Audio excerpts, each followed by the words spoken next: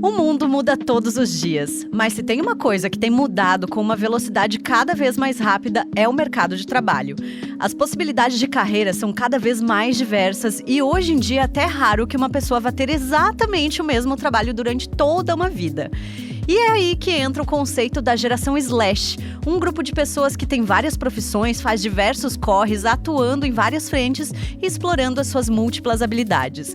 Mas e aí, como é que a universidade prepara esse perfil de profissionais? Esses multitalentos, eles são incentivados? Como se desenvolvem esses multitalentos? Esse é de fato um tipo de profissional que é cada vez mais desejado e comum no mercado? A gente vai falar sobre tudo isso e muito mais nesse episódio do podcast Educação do Amanhã, que vem na parceria de Unicinos. Na Unicinos, você é o protagonista da sua própria trajetória, com cursos de graduação conectados com o mercado de trabalho atual. Você tem uma infraestrutura completa e tecnológica para os seus estudos. Conheça o campus de Porto Alegre e venha estudar em uma universidade que te aproxima do mundo. Unicinos, a nossa sala de aula é o mundo. E aqui comigo neste podcast estão Leandro Carvalho na operação de áudio e vídeo, Rafaela Kinevitz na produção e eu, Larissa Guerra, com roteiro e apresentação. E recebendo hoje por aqui os professores Christian Gonzatti, que é coordenador da graduação em comunicação digital, e Paula Visonar, que é professora da Escola de Indústria Criativa. Sejam bem-vindos, tudo bem? Obrigada. Muito obrigado. Quero começar perguntando como que vocês construíram as carreiras de vocês. Vocês se consideram profissionais multitalentos? Então, eu acredito que sim, porque na verdade a minha formação de base é moda. Depois eu fiz o meu mestrado em design, com foco em design estratégico. O meu doutorado é em comunicação social. E eu fiz um pós-doc, que eu acabei inventando uma nova modalidade de pós-doc, que é o pós-doc sanduíche, né? Que só tem doutorado, mas eu acabei fazendo uma parte dele fora, na Universidade de Bolonha. E ele começou aqui, junto com o pessoal da PUC, em comunicação social, mas eu terminei praticamente lá com o pessoal do design, né? Então também misturei as competências e as habilidades. Então, pela minha formação, eu já acho que isso, né, fica relativamente claro, assim.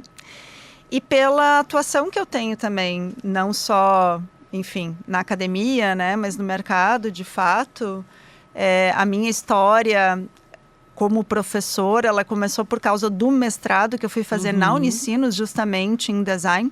Eu não era professora, isso, enfim, comecei a mestrar em 2008, comecei a trabalhar na Unicinos em 2009, né? Eu era uma pessoa hard mercado, desenvolvimento de produto para várias empresas, e por causa de uma inquietação minha que eu via no mercado, assim, várias perguntas sem respostas, eu acabei indo para a academia. E aí acabei, então, começando a minha carreira acadêmica. Estou aí há 15 anos, mas continuo trabalhando com o mercado em várias frentes, né? Eu me dedico mais especialmente à pesquisa hoje, né? Pesquisa de campo, pesquisa de mercado, pesquisa de macro tendências, cenários de futuros.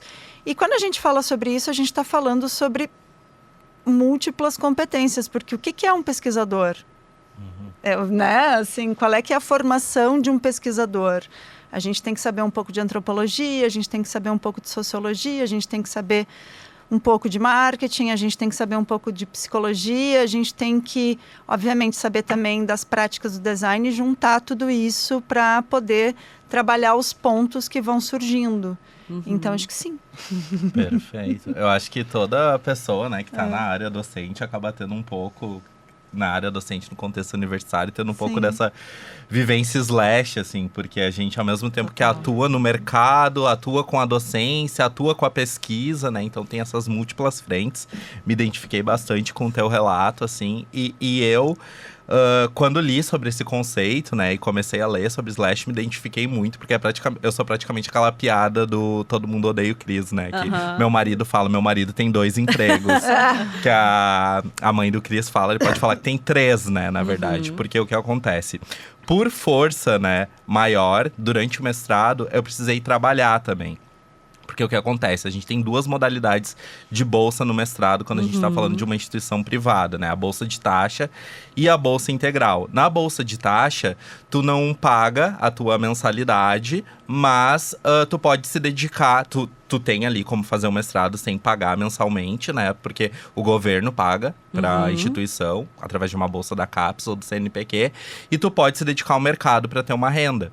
E eu, tanto no mestrado quanto no doutorado, tive essa bolsa. Por mais que eu fosse uma pessoa, assim, bem hard de querer pesquisar e apenas me voltar para pesquisa, as condições me levaram, né, a ter que buscar o mercado. E aí eu comecei a atuar com mídia de performance, mídias digitais, marketing digital. Isso acabou sendo muito importante para minha trajetória e um diferencial lá na frente, porque além do background daí acadêmico, né, eu tinha também toda essa vivência mercadológica.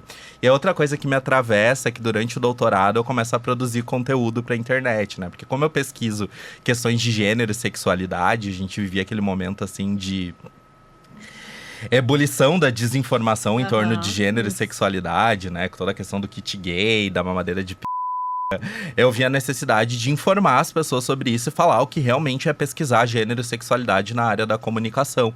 E eu comecei a produzir conteúdos, né? Falando um pouquinho dos artigos científicos, da minha pesquisa. E começou a dar certo. Aí eu me tornei TikToker também. E aí, para além de tudo isso, eu sou produtor de conteúdo, né? Então, eu articulo esses 3 mundos da docência, né? Do trabalho e da produção de conteúdo. Só que na docência tá em curso aí mais uns 2 mundos também, como a Paula sinalizou, né? Pois é, e vocês já tinham tido contato com esse conceito de geração slash? Como é que isso chegou para vocês? Já tem se apresentado em sala de aula essa necessidade de se pensar nesse profissional com múltiplas habilidades, multitalentos? Posso? Pode começar. Tá, então…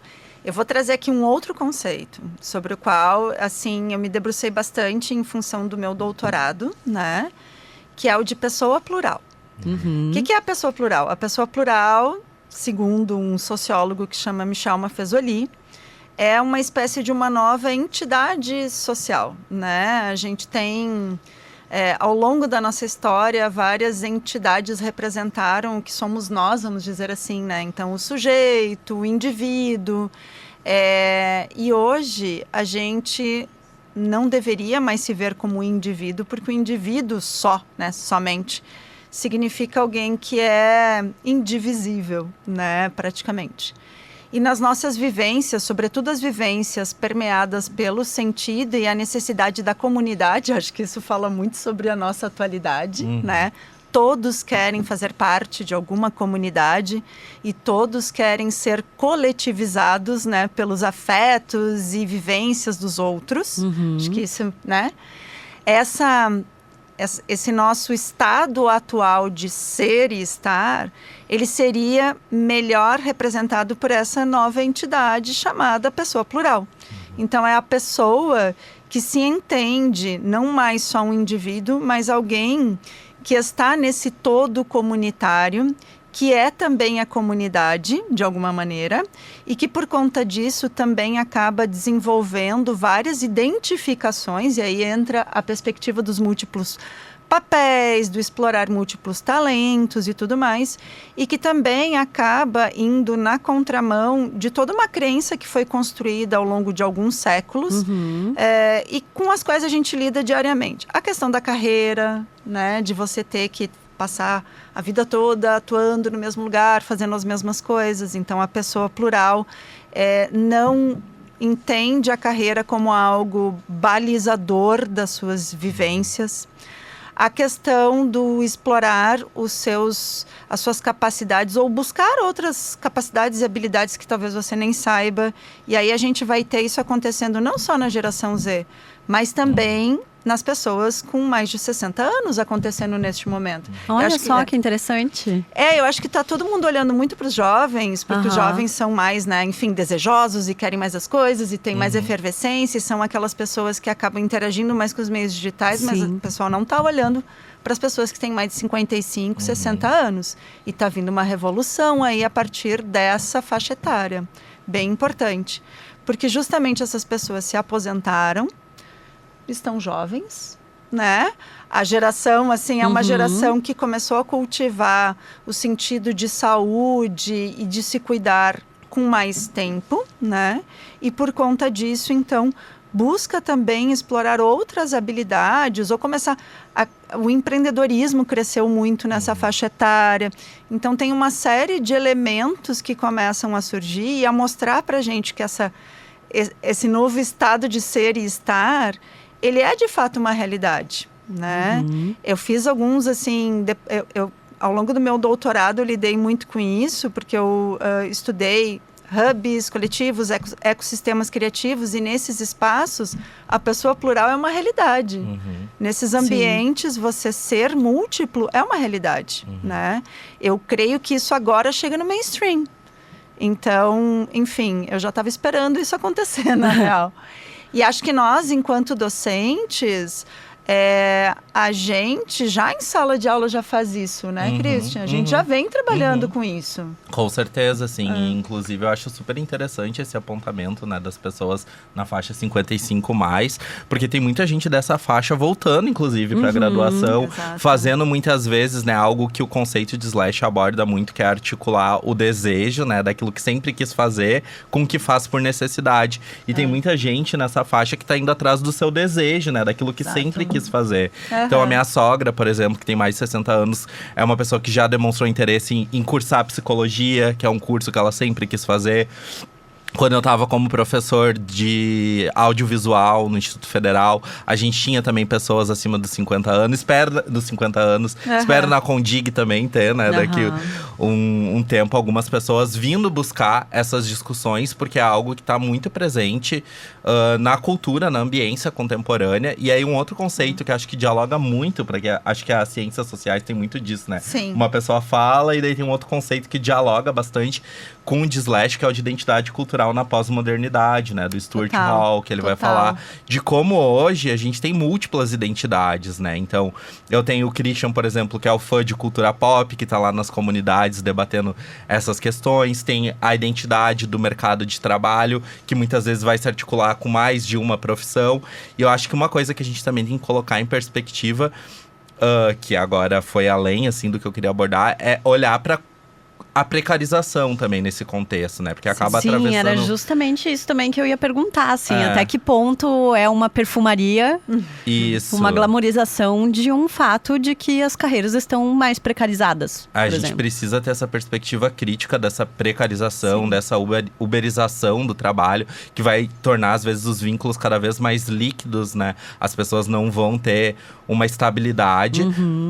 E olhar para isso diferente de quando a gente olha para uma pessoa que tá fazendo esse movimento, né, Slash, de ter 2 ou 3 profissões e consegue até conquistar uma estabilidade, consegue alcançar os objetivos. Então é preciso olhar com esse olhar crítico, para não glamorizar, assim, a possibilidade da pessoa estar, às vezes, atuando em 3 empregos, não ter vínculo empregatício nenhum, né? E passando por uma série de dificuldades financeiras. Então, acho que é importante trazer essa perspectiva crítica. É algo, quando eu fui mapear, assim, o que estão pesquisando, né? Em relação a esse conceito de Slash, é algo que vem sendo apontado, assim. Cuidar com essa glamorização, né? Sim, exato. Até porque, claro, isso faz parte da própria... A gente poderia falar, né?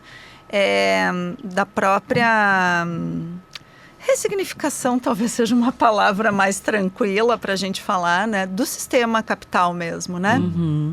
E acho que até quando você falou da sua experiência enquanto produtor de conteúdo, isso é uma coisa importante da gente levar em consideração.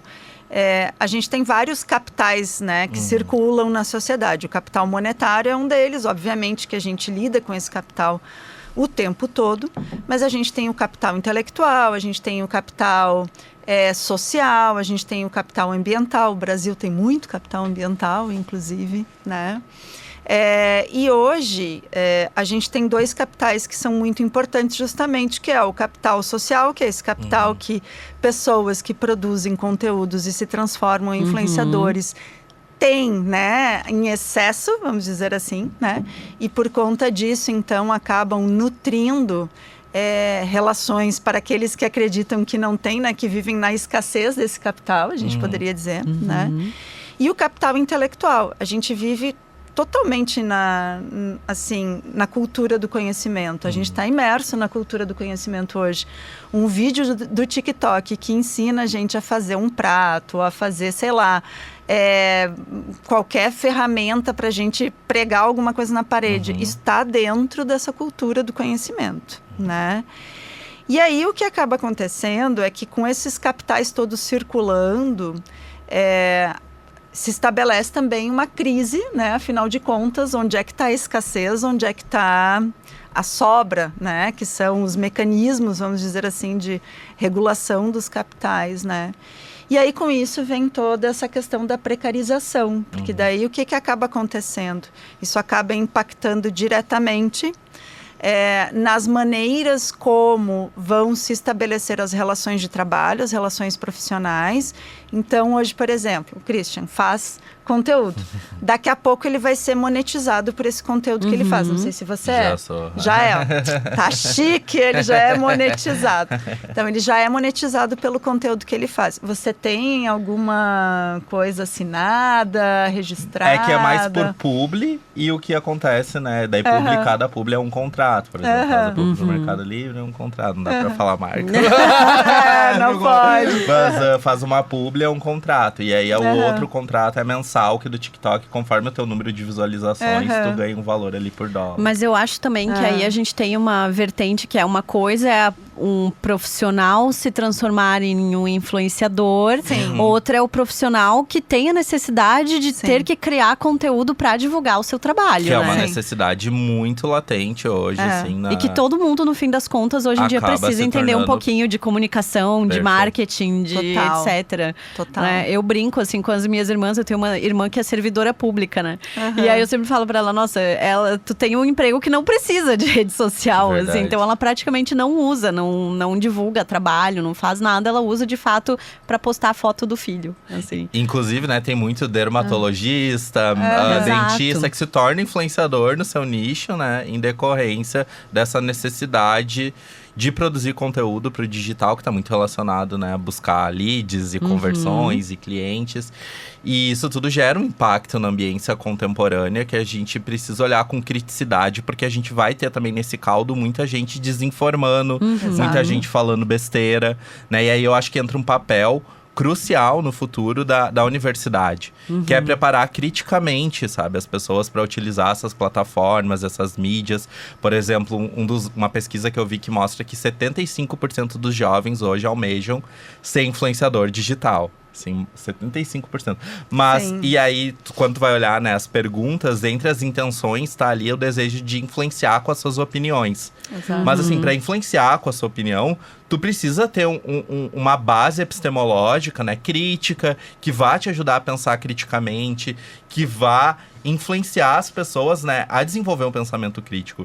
Porque hoje a desinformação é um problema que também atravessa essa área da produção de conteúdo. A gente vê muitas pessoas, às vezes, que não são profissionais vendendo determinados serviços, né? Tudo isso vai respaldar numa questão da ética, né? Daquilo que atravessa as profissões, mas também atravessa a ética do ambiente digital. Mas tu vê nessa vontade dos jovens... Desculpa... Nessa vontade dos jovens de serem influenciadores, justamente a prevalência desse capital social, né? O quanto se busca hoje. Obviamente que ele vai converter depois em capital monetário, mas demora muito mais tempo para isso acontecer. Diferente de você ter um trabalho em que você vai ter ali um contrato que de cara você já vai saber, enfim, minimamente quanto você vai ganhar, quantas horas ou o que você vai ter que dedicar do seu tempo para que aquilo aconteça, né? Então, quando a gente fala sobre as questões ligadas à influência, marketing de influência e a questão também de ser influenciador e tudo mais, tudo isso está muito ligado a essa dimensão do capital social, né? De exercer um poder simbólico. E olha, é tudo no mundo abstrato. Sim. Dos signos. Exato. É tudo no mundo abstrato e dos signos, exatamente, né? E aí, o que acaba acontecendo? Acaba acontecendo isso, que a gente, claro, vai começar a exercer influência, mas até você até essa influência começar a ser monetizada de fato, demora tempo. Claro, Sim. lógico. Né? Só que a exposição, o que ela dá pra gente? Ela dá pra gente essa dimensão de poder simbólico, né? De você entender que de alguma maneira você está interagindo com as pessoas, mesmo que muito distantemente, e a tua opinião tem relevância para aquelas pessoas. Né? Tá, mas pra gente tentar voltar um Claro. pouquinho pra essa ideia dos multitalentos e de como isso tem se apresentado, assim. Todo mundo pode ser multitalentos? Como é que se percorre esse caminho, assim? Como é que se desenvolve esse tipo de coisa? Eu acho que tem uma questão muito relacionada ao papel, assim, da busca pelo conhecimento, tá? Que é a autonomia. Inclusive, eu vejo, assim, né? O papel do docente está muito relacionado a levar o aluno de um estado de heteronomia, né? Para um estado de autonomia, assim. Que é esse saber buscar o conhecimento com criticidade, né? Porque hoje, como a Paula muito bem apontou, né? A gente tem uma série de tutoriais, de conteúdos disponíveis. A gente tem muita informação. A gente vive um colapso informacional. Então, é saber, assim, navegar por essas informações de maneira crítica para desenvolver esses múltiplos talentos, né? Porque não necessariamente a pessoa, né, que vai ser, por exemplo, engenheiro e DJ, vai conseguir, né, fazer toda uma formação acadêmica em ambas as áreas, né? Então, assim, provavelmente se formou na engenharia e o teu conhecimento relacionado à música, esse outro universo, vem dessa autonomia, né? E aí, hoje, cada vez mais, na universidade, a gente tem preparado alunos e alunas para desenvolver essa autonomia, para saber navegar criticamente nesse mar de informações, né? Inclusive, a gente estimula sempre o desenvolvimento de atividades práticas, né? O que são as atividades práticas? São atividades que os alunos e as alunas não vão desenvolver com a nossa orientação. Eles vão desenvolver em casa, eles vão desenvolver de maneira autodidata, né? E aí a gente vai fazer um olhar crítico em relação àquilo para saber dar uma orientação, né? Uma perspectiva crítica em relação a essa autonomia, que acho que atravessa muito esse universo dos múltiplos talentos, né? Eu vejo, inclusive, pela minha sogra, que é uma pessoa, assim, que ela trabalha com quilt, né? O que é o quilt? É aquele desenho que tem na costura, né, da peça. Assim, eu não sei falar muito bem, do patchwork. Em cima do patchwork tem o quilt. Ela faz quilt. É lindo o trabalho dela, premiadíssima. E ao mesmo tempo que ela faz quilt, ela estuda várias questões através de áudio. Ela escuta audiolivros, ela escuta podcast. Então, assim, ela tem quase uma formação em sociologia hoje. Eu até brinco, assim, nossa, tu sabe mais sobre as teóricas feministas do que eu hoje. Porque ela passa o dia, né, se formando criticamente nesses espaços. E é, obviamente, né, entrou ali um diálogo entre nós dois para saber construir esse percurso crítico, né? Que eu acho que é o que é mais importante hoje, saber separar o que é besteira, né? O que é desinformação e o que realmente tem credibilidade, né? Total. Não, e te ouvindo falar, assim, por mais que a gente também, né, estimule as atividades práticas, cada vez mais eu acredito que é importante a gente ter, ao invés de aula, conversa, sabe? Conversar, né? Porque é sempre uma troca que se estabelece. Os alunos sabem muito, né? E a partir do que eles sabem, a gente também acaba identificando quais são os elementos que a gente pode aprofundar, né? Então, acho que o papel do professor, ele é muito também de uma curadoria de conhecimentos, para que a gente ofereça isso aos alunos, para eles poderem navegar nesses diferentes conteúdos, vamos dizer assim, e a partir disso explorar as possibilidades, né? Mas eu acredito cada vez mais nessa dimensão de conversa. Claro que a gente vai apresentar coisas, vai, né, começar, vamos dizer assim, né, tocando em alguns tópicos, mas eu acredito muito nisso. E falando sobre a tua pergunta, eu realmente acho que sim, que os seres humanos são, por natureza, múltiplos, né, e que a gente pode explorar essa multiplicidade, que essa ideia de que a gente tinha que, né, escolher uma determinada graduação e daí seguir naquela carreira, né? E se você não seguisse naquela carreira, você não teria sucesso. Não tendo sucesso, você seria infeliz. Tudo ia dar errado. Graças a todos os orixás do Olimpo, como diz um amigo querido. O Zé, que é um professor maravilhoso da escola, né? Zé, um beijo pra ti. Graças a todos os orixás do Olimpo, né? A gente mudou essa perspectiva, vem mudando essa perspectiva. Claro, tem toda a questão da precarização, mas entram também as dimensões de busca por propósito, busca por felicidade, busca por realização pessoal, todas as questões também ligadas à psicanálise, à psiquiatria, à saúde mental.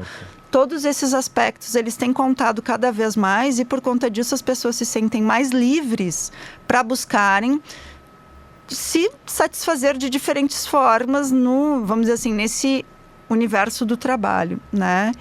E claro, a gente tem, sobretudo no que diz respeito à geração Z, é uma geração que tem mais permissão, né? Claro, isso quando a gente olha para determinados estratos sociais. Porque quando a gente for olhar para outros estratos, como periferias, né? Ali as pessoas são plurais porque elas precisam ser plurais. É já uma imposição do lugar onde elas estão socialmente e economicamente, né? Então, quando a gente olha para outras estratificações sociais, a gente entende que, então, os jovens buscam essa pluralidade porque eles são incentivados pela sua família, né? Os pais hoje dizem, não, vai lá, faz 6 meses do curso. Se você não gostar, você troca. E se você não gostar do outro, tudo bem, você pode trocar. A gente pode ver, de repente, um intercâmbio para você. Tem essas possibilidades, né? Quando eu entrei na universidade, há muito tempo atrás, né?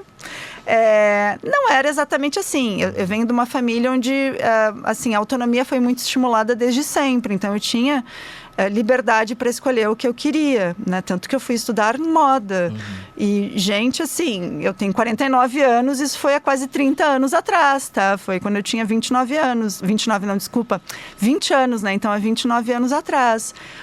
Trabalhar com moda no Brasil não era uma coisa bem vista, mas eu fui estimulada, me deixaram fazer e tal, né?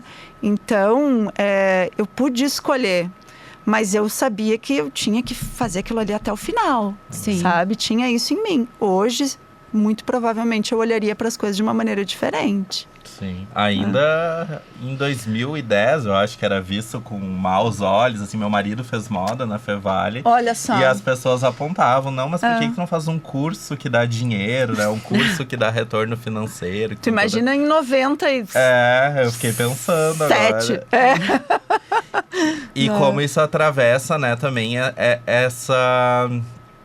esse ruído que a gente tem no entendimento, né, do que realmente são as possibilidades de quem vai cursar moda, de quem vai cursar comunicação, de quem vai fazer cursos que não são mais clássicos da universidade, né, como as engenharias, o direito, a medicina, que muitas vezes são estimulados, mas hoje a gente já tem uma maior abertura, assim, em relação às áreas mais criativas, né, porque se entende que a gente vive num contexto em que essa criatividade, ela é muito necessária, né, para todas as áreas, como muito bem a gente falou antes, hoje até engenheiro, médica, né, dentista precisa estar lidando com esse universo da comunicação e do marketing, né? Então, a gente pode afirmar que sim, é uma realidade e que sim, é um caminho para o futuro das profissões, do mercado, especialmente da indústria criativa? Sim, eu diria que é um caminho, é um futuro possível, né? Pensando aqui em cenários de futuros. É um futuro possível, desejável para muitos. Talvez inesperado para algumas pessoas, porque existem também os futuros inesperados. Tem aquelas pessoas que talvez não queiram isso, né? E vão ter que lidar. Até porque a gente tem que levar em consideração um outro dado da atualidade, que é uma outra dimensão da diversidade, que são as pessoas neurodiversas. As pessoas neurodiversas, tanto a gente vai ter as pessoas que têm, de fato, múltiplas habilidades, assim, e querem explorar essas múltiplas habilidades, e, enfim, né? As pessoas que são muito boas em várias frentes, assim, como a gente vai ter outras neurodiversidades, que daqui a pouco diz respeito a pessoas que não têm essa mesma perspectiva ou não conseguem, por conta do seu estado de neurodiverso, não conseguem estabelecer, assim, né, fazer várias coisas. Tem que ser muito focados em uma única coisa, né, específica.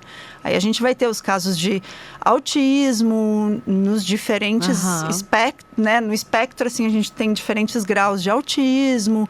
A gente vai ter, enfim, daqui a pouco outras neurodiversidades que também não dialogam com essa condição, a gente poderia dizer, né? E é importante a gente olhar para isso. E acho que cada vez mais a gente está tendo que lidar com isso em sala de aula também, né? E aí, claro, olhando para isso, então, para esses fatores, e aí eu digo, é um futuro que é possível, desejado para muitos, talvez inesperado para pessoas que não tenham as ferramentas para lidar com isso, e daí vem o papel também da universidade, como trabalhar, né, essas pessoas para que elas talvez tenham uma flexibilidade maior, ou trabalhar o mundo para o mundo também, entender essas diferenças, vamos dizer assim. E, por outro lado, eu diria que para muitos isso já é um presente, não é nem futuro, né? Então, eu conheço a maioria das pessoas que hoje está em ecossistemas criativos ou de inovação, são pessoas plurais ou geração slash, mesmo que não tenham 20 anos, que tenham 40, 50, 60 anos, são assim, né? Então, essas pessoas, para elas, já é o presente. E a gente está falando aqui sobre isso, para elas é um alívio, na verdade.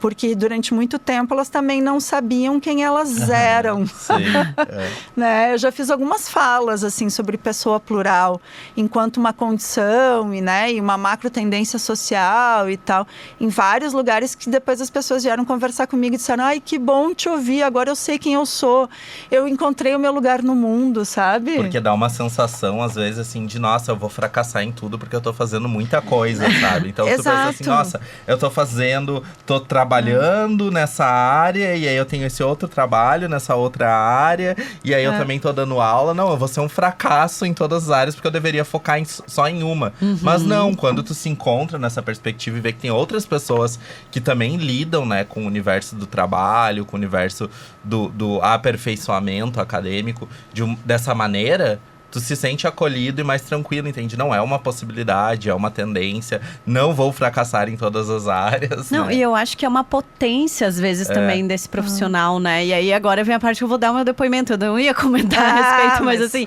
eu sou formada em jornalismo, mas eu também me formei em gastronomia, e eu tive restaurante, e eu tenho podcast. Legal. Então, eu, por muito tempo, me vi como essa pessoa inadequada para o mercado, que não enxergava a possibilidade de colocar suas múltiplas habilidades em jogo, né? Claro. Então, acho que hoje em dia é muito mais aceito, assim, quando você chega para uma entrevista de emprego e diz: não, mas eu sou jornalista, mas eu também sou cozinheira, e eu já trabalhei em rádio, e eu tenho podcast, e eu faço... Sabe? Então, eu acho que já há uma abertura maior, assim, no mercado para esse tipo de profissional, né? Sim, faz muito sentido. Inclusive, a gente poder se autodescrever, assim, porque eu achei genial o nome, né? Slash, da barrinha. Da barra, né? Porque eu conheci Slash de gênero de fanfic, né? Porque como eu sou também muito, né, imerso na cultura nerd, eu gosto muito da cultura de fãs, a gente tem um gênero de fanfic que é slash fanfic. Na slash fanfic são personagens do mesmo gênero. E aí tu separa com uma barra o nome dos chips. Eu conhecia por isso, daí eu fiquei super curioso. E aí quando, já tinha lidado com esse fenômeno, mas a partir de um outro conceito. Inclusive, eu achei legal chamar de fenômeno slash. Eu vi alguns apontamentos nesse sentido, em vez de geração. Porque é algo que atravessa múltiplas gerações. Exato. Né? É como o Maffesoli coloca a pessoa plural. Ela não é uma condição inerente a uma determinada geração. Ela é justamente um fenômeno, e como fenômeno, uma entidade social, né, que define algumas relações que nós vivemos no nosso cotidiano. Né? Então, isso que eu acho que é bem... claro, slash é mais bacana, de repente, pessoa plural, né? Eu vou sempre puxar a brasa para um assado mais decolonial, assim. Sim, eu acho que, né, pessoa plural é mais legal. Eu faço também... tudo, eu tá nos corres. A pessoa que tá nos corres, assim, mas... eu acho que também uma questão bem importante da gente levar em consideração aqui é o fato dessa abertura para as possibilidades. Cansa.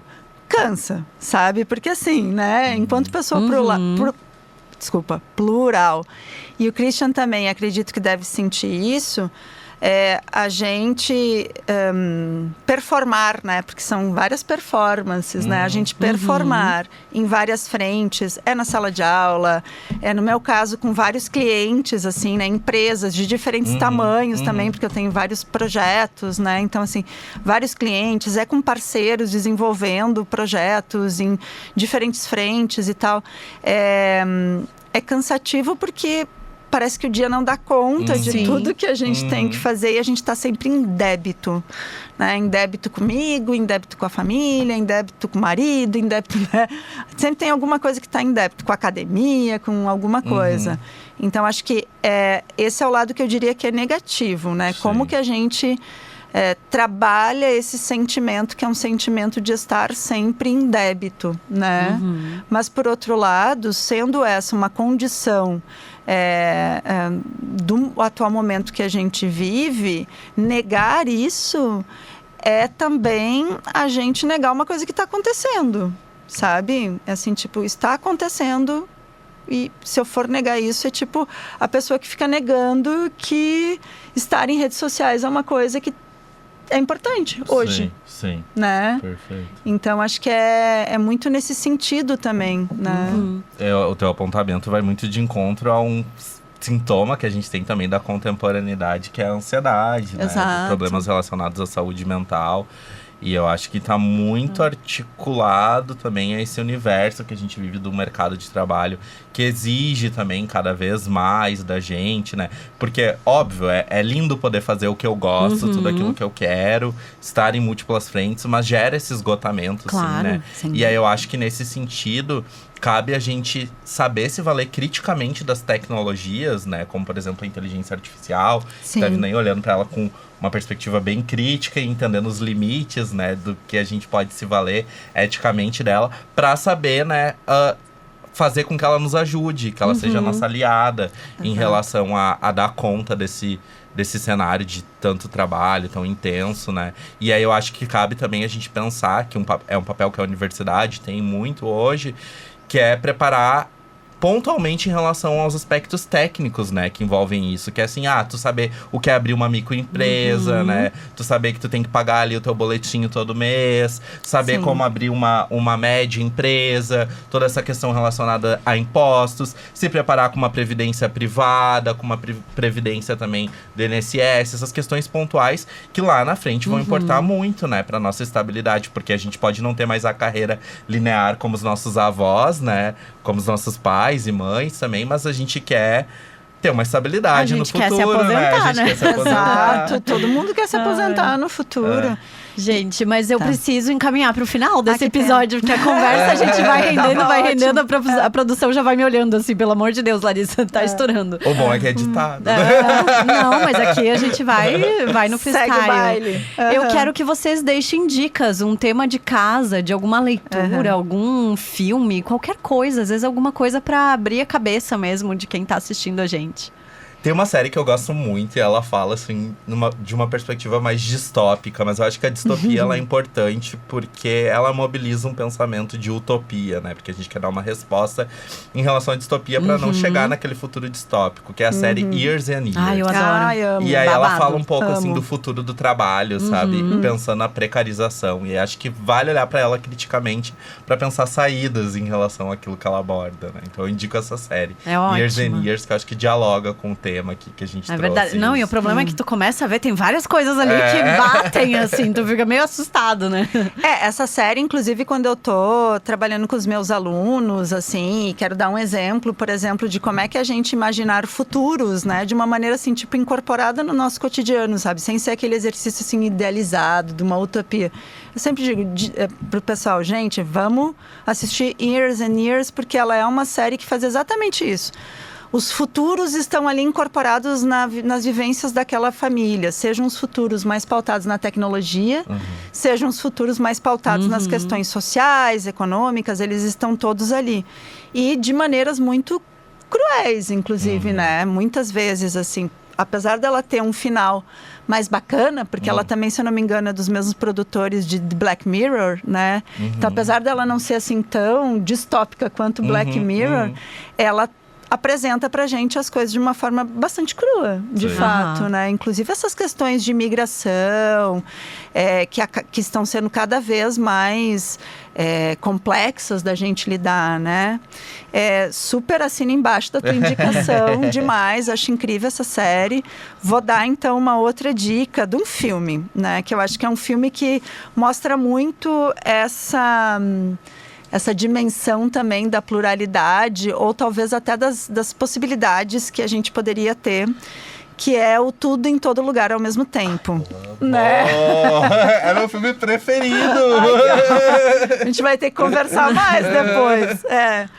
Porque ele é um filme que apresenta todas essas, né, possibilidades não só dessa pessoa, a personagem principal, que inclusive é uma mulher com mais de 60 anos, né? Acho que isso também é legal, assim.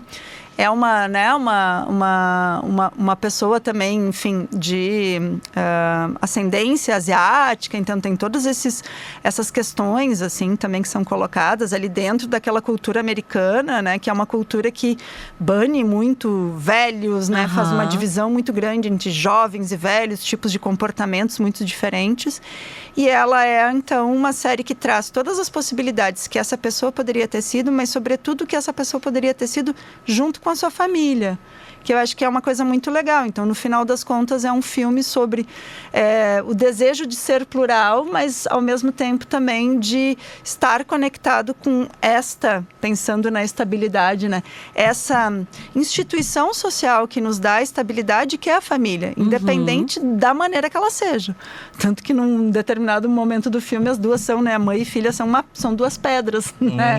E ainda assim, elas são uma família. Então, não importa o tipo de família, né? Mas alguma estabilidade a gente precisa, né? Nesses tempos tão complexos. E também vou deixar aqui a dica do próprio livro do Michel Maffezoli, né? Que chama O Tempo Retorna, que fala a respeito, né, da pessoa plural e de tantas outras coisas.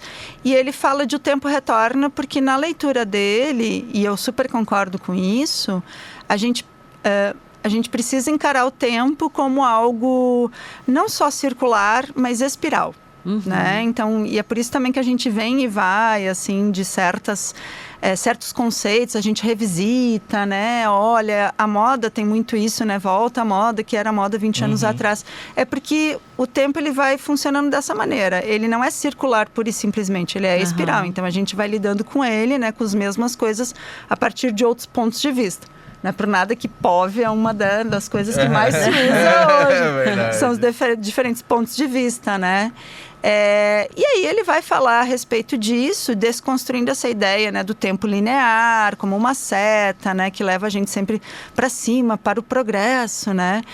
E que é muito mais ligado, inclusive, a outras maneiras de enxergar o tempo. Os indígenas enxergam o tempo dessa forma.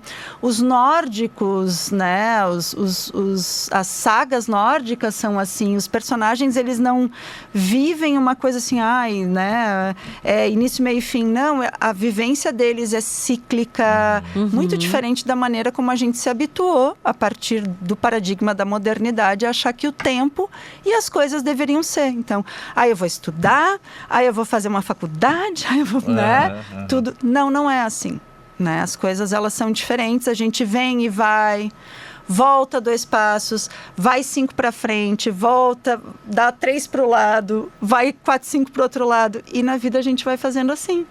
E eu acho que, só complementar em tudo isso que tu apontou, eu acho que tem uma dimensão que a gente precisa valorizar, que é a do fracasso, sabe? Porque eu acho que na sociedade que a gente vive, às vezes há potência no fracassar, sabe? Porque fracassar, muitas vezes, é um apontamento de que a gente não tá concordando com todas as coisas que estão aí dadas, que são muito problemáticas. E não necessariamente a gente precisa entrar num universo para trabalhar, né, com alguma coisa que a gente se identifica, pra não ser um fracasso. Há potência no ser fracasso. Eu sou fracassado em várias coisas que eu adoro fazer. Sim. E isso me mobiliza Se muito, permitir sabe? também ser ruim em muitas coisas. Eu acho que pra um Sim. multitalento ser bom em muitas, ele também precisa ser ruim em muitas coisas, né? Perfeito. Total. Gente, que conversa maravilhosa. Muito obrigada, Christian, Paula. Obrigada também pela presença de vocês. Acho que esse papo vai ecoar em muita gente também. Assim esperamos. Sim, eu quero ficar amigo agora. Né? Não, já somos, tá? Sentou aqui, virou amigo. É isso.